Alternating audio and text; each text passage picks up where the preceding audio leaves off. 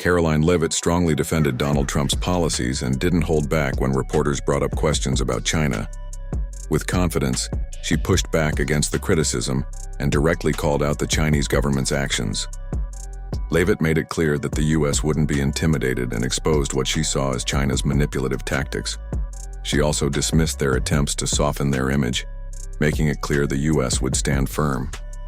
Her bold response sent a strong message that the U.S. is ready to challenge President Xi's leadership and won't back down from defending its values on the world stage.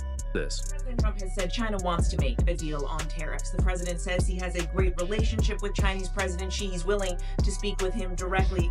Why doesn't the president just pick up the phone and get this ball going? All of the things the president just said are true.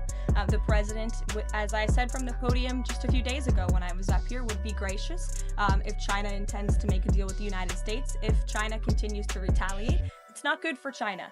The United States of America is the strongest, best economy in the world, as evidenced by the more than 75 countries who have called the administration immediately to cut good deals. So the president wants to do what's right for the American people. He wants to see fair trade practices around the globe, and that's his intention and his goal. So is he waiting for China to make the first move here? I'm not going to comment on communications that are happening or may not be happening, or either way. We'll leave it to our national security team to get these discussions underway. And as always, in the effort of transparency, we will provide updates moving forward. But the president has made it very clear he's open to a deal with China.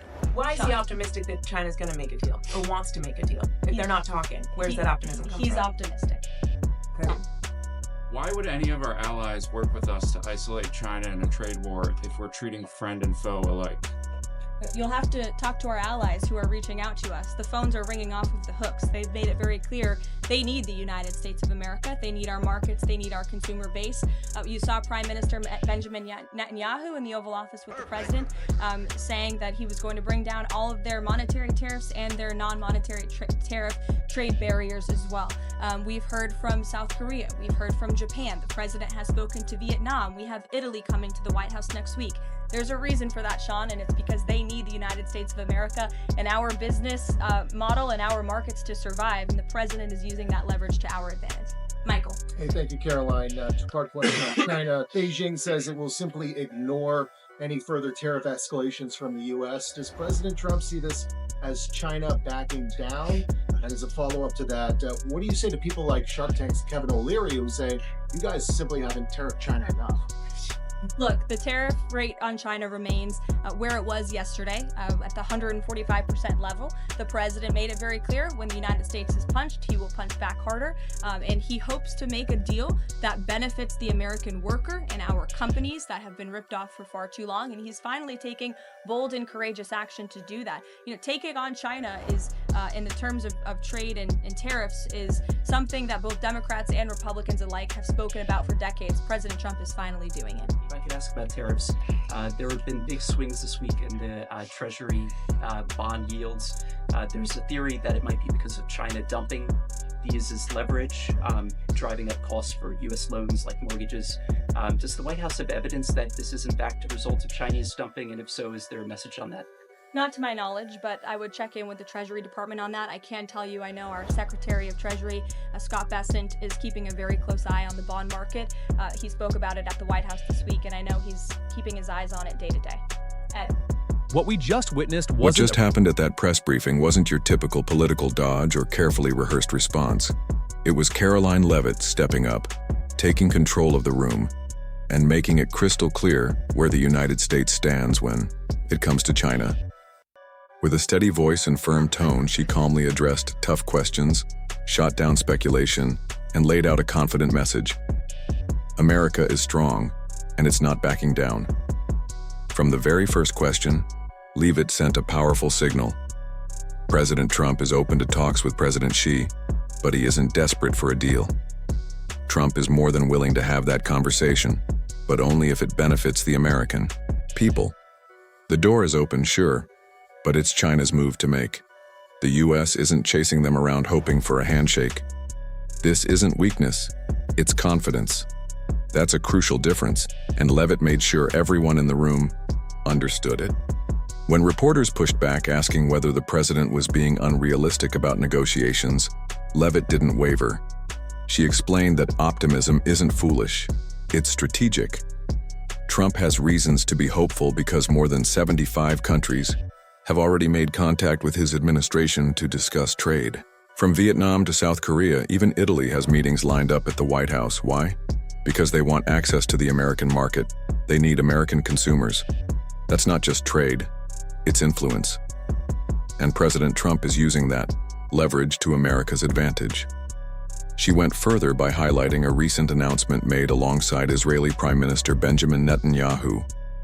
The two leaders stood together in the Oval Office, pledging to lower tariffs and reduce trade barriers. That's what international leadership looks like. It's not about isolation, as critics often claim. It's about setting the tone for global cooperation on America's terms. Other countries are following our lead because they know the strength of the U.S. economy and the value of American partnerships. Then there's China's response. Beijing has tried to sound tough, saying they'll ignore future tariff increases. But Levitt called it exactly what it is, a bluff. These aren't the words of a confident power, they're the reactions of a country under pressure.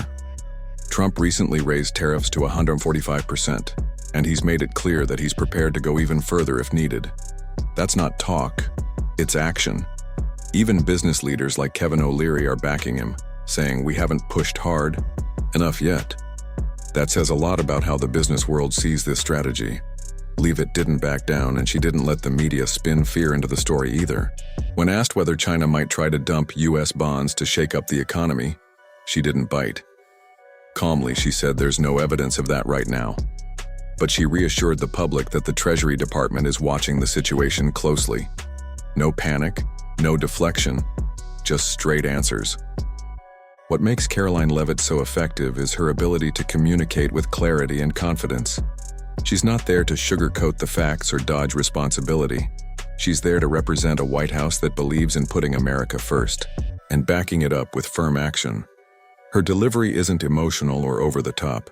It's steady, logical, and grounded in the belief that the U.S. shouldn't be bullied or manipulated, especially not on the world stage.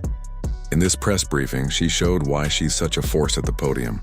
She stood firm in the face of skepticism, addressed concerns without spinning them, and reminded everyone watching that the Trump administration isn't just talking about standing up to China, they're actually doing it.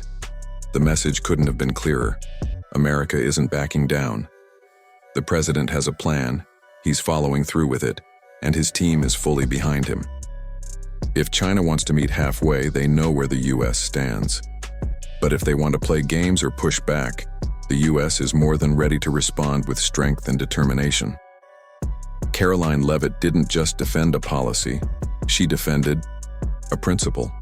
The idea that American leadership means standing tall, not bowing down. And in that room, with the cameras rolling and reporters pressing hard, she reminded the world that this country has both the power and the will to protect its interests. That's not just a message, it's a warning. And it's one that China would be wise to take seriously.